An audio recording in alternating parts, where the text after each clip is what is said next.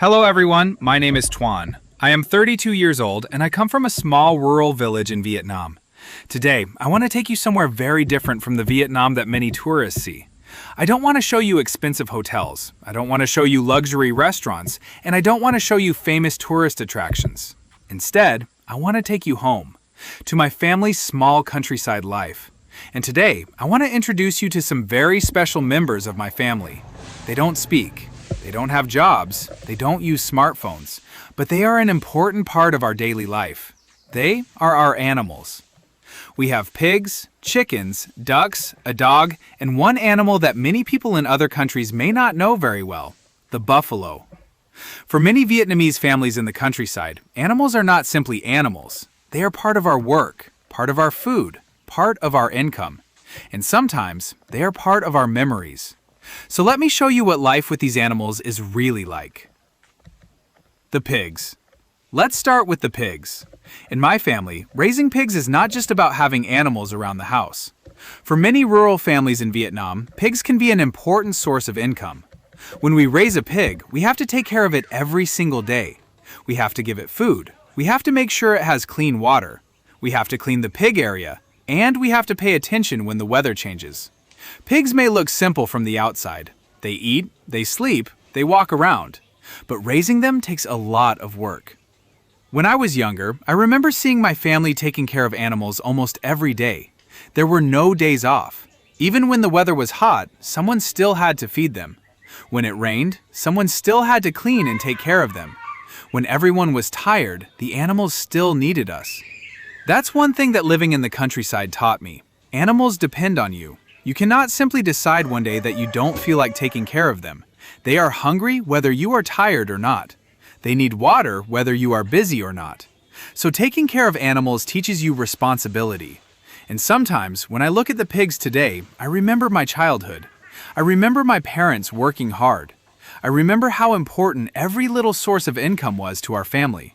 A pig might not look very valuable to someone from a wealthy city, but for a poor rural family, one animal can represent weeks or months of hard work. The chickens.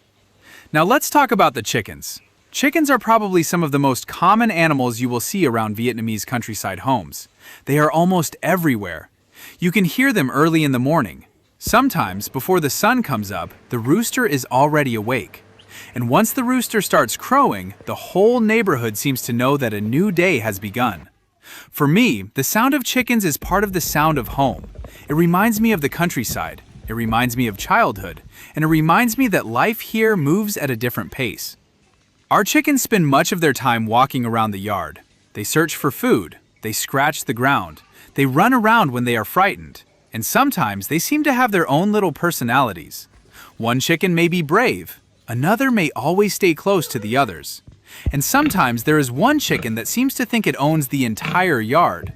They may look funny, but they are also useful to the family. They give us eggs, and chickens can also become an important source of food for special family meals.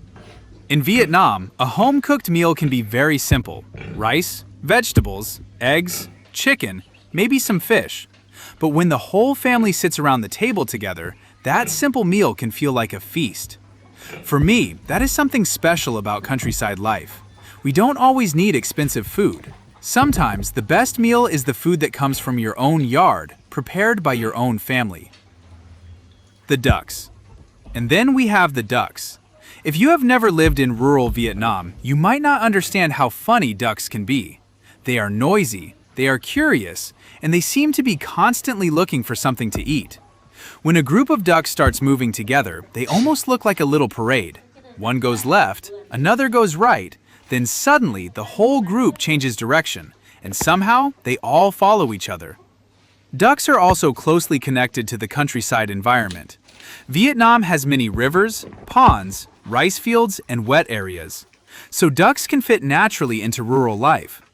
Watching ducks walk around a pond is one of those ordinary scenes that might not seem special to us.